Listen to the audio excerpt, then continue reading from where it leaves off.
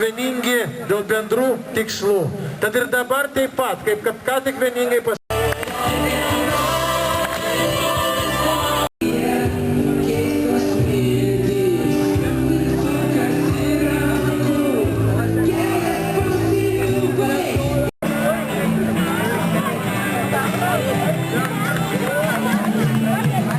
mūsų štai šio tokio vienijančio festivalio Sportas visiems, kuris apvienija didžiulį būrį mūsų sportininkų ir dabar mes kartu su visais džiaugiamės minėdami Baltijos kelio 25 metų jubiliejui.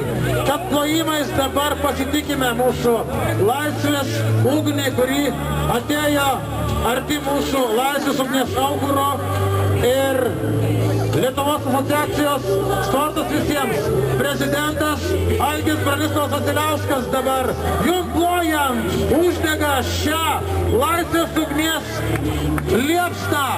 Plojimai! Mes vieningi ir sporto dėka, ir mūsų troškimo laisvės dėka.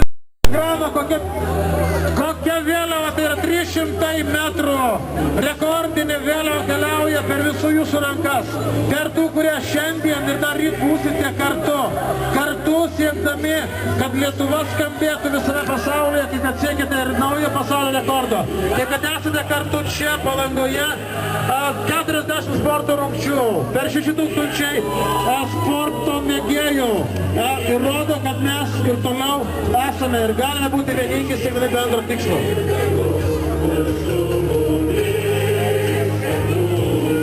Na ir dabar leiskite į sceną pakviesti pačius svarbiausius šiandienos šių įvykių dalyvius, kad jie galėtų iš scenos tarti jums sveikinimo žodžius ir su šiuo fantastišku festivaliu, ir su nauju rekordu, ir be abejo su 25 metų Baltijos kelio minėjimu ir štai šią fantastišką bendrą akciją. Tad kviečiu į sceną Lietuvos Tautinio olimpinio komiteto prezidentę Dainą Gudzinevičiūtę, Lietuvos asociacijos Sportas visiems prezidentą Algį Bronislavą Vasiliauską ir Palangos miesto merą Šarūną Vaitkų.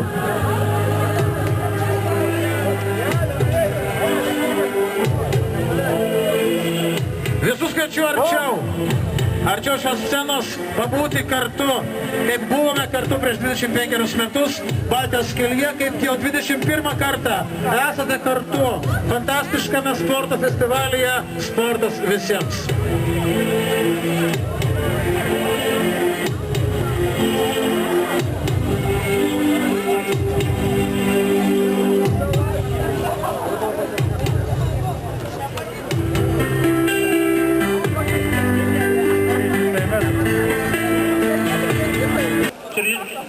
Širdis džiaugiasi už mūsų jaunąją kartą ir už visus žmonės gyvenančius Lietuvoje.